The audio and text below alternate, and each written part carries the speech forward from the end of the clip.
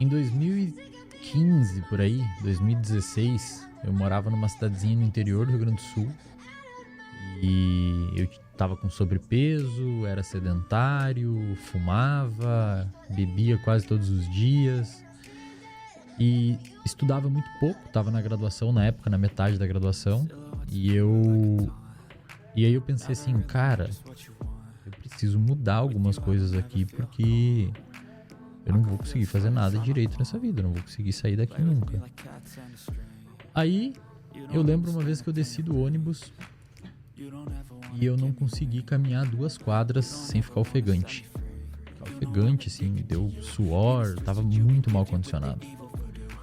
Eu pensei assim, cara, eu não vou conseguir fazer muita coisa na minha vida se o meu organismo físico não acompanhar minimamente a minha cabeça. Eu não conseguia caminhar, então eventualmente eu precisava arrumar um trabalho que precisasse caminhar um pouco, eu não ia conseguir. Então eu comecei a correr. Não, na época eu não tinha grana, então eu comecei a praticar corrida, que era só ter um tênis e uma bermuda. E eu resolvi aos poucos começar a correr, fumando ainda cigarro, fumava e comecei a correr. Com o tempo, a corrida parou de evoluir em função do cigarro, porque eu continuava fumando, portanto eu comecei a travar minha corrida. E ali eu comecei a ter meio que sem entender, na época eu não estudava neurociência, então eu não entendia, mas ali eu comecei a entender, eu comecei a ter o que hoje eu explico pra galera, que eu comecei a sujar um hábito ruim com um hábito bom. O que significa isso?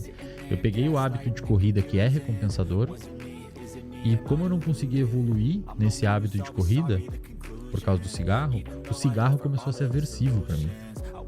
Eu comecei a enxergar fumar como uma coisa aversiva. Tipo, eu tinha motivação devido a estímulos dopaminérgicos para obter o cigarro, só que ao mesmo tempo eu ficava puto de fumar cigarro, porque eu sabia que no outro dia eu queria correr 8K e eu não ia conseguir correr 8K porque ia me doer a barriga toda, meu pulmão parecia que ia explodir, porque eu tava fumando cigarro. Então o que começou a acontecer? A minha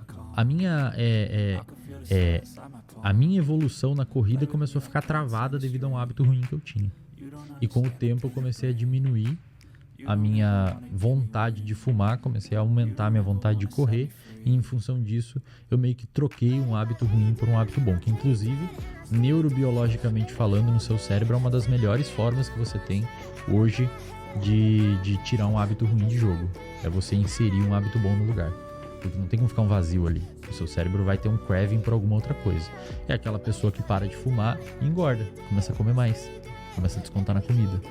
Então isso é importante para as pessoas entenderem. Naquela época eu não fazia noção, eu fiz meio que no instinto, assim, foi meio que instintivo para mim. Comecei a correr, mas, cara, comecei a me sentir bem com o meu corpo. Você é profissional de educação física, sabe quando você se sente bem, pô? Porque o nosso cérebro, ele tem uma regiãozinha chamada lobo da ínsula. O lobo da ínsula é uma região que é responsável por interpretação de estímulos interoceptivos, ou seja, basicamente você sente o estado interno do seu organismo. Se um dia você tá meio mal, meio zoado, sua barriga meio zoada, você fica mais, o seu humor mexe também, porque você tá sentindo que tem alguma coisa errada aqui. Então, quando eu comecei a correr, eu me senti melhor, eu parei de ter gastrite, eu comecei a caminhar e não ficar ofegante, eu comecei a ter mais apetite, eu comecei a dormir melhor, eu comecei a ter mais motivação para voltar a correr outras vezes. Então eu percebi que a inserção de um hábito começou a ter um efeito cascata, eu comecei a ter mais foco, mais atenção, porque a corrida faz uma modificação em neurotransmissores, etc. A gente chama isso de hábitos angulares, você mexe uma coisa e aquilo desencadeia uma cascata de outros eventos. E ali eu vi, cara, uma coisa que eu nunca tinha me dado conta.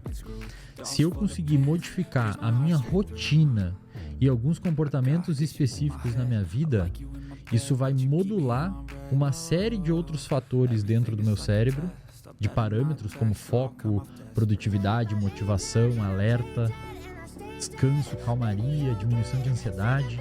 Eu percebi que a inserção de um simples hábito, que é correr, culminou numa modificação de uma série de outros hábitos que a longo prazo foram extremamente funcionais para mim. E depois eu fui para a literatura científica conferir. E como, o que aconteceu no meu cérebro quando eu parei de fumar e comecei a correr? Aí eu percebi o que começou a acontecer. Na realidade eu comecei a ter mais motivação, porque eu sensibilizei dopamina, porque eu comecei a ver benefícios naquilo. E quando você vê benefício em alguma coisa, você fica mais motivado em fazer. Você só volta a treinar, só volta a comer bem se um dia você treinou e se sentiu bem e viu que se sentiu bem. Então você fica mais motivado, porque nós somos sensíveis às consequências dos nossos comportamentos. Essa é uma frase que eu adoro falar. Nós somos sensíveis às consequências dos nossos comportamentos. Então se você bota um dedo na tomada e toma um choque, você não bota mais. Se você dá uma corrida e curte, a probabilidade de você voltar a correr é maior. Então eu percebi, caramba, cara, hoje eu estudando neurociência eu entendi o que o Wesley lá de trás fez. E teve uma modificação gigantesca na vida dele, isso, do Wesley lá de trás. E eu falei assim, eu tenho que contar isso aqui pros outros. Não é possível, eu não posso ficar com isso pra mim. E hoje eu criei aí as redes sociais e vou nos podcasts contar o que aconteceu e explicar o que acontece dentro de um cérebro quando você muda simples comportamentos.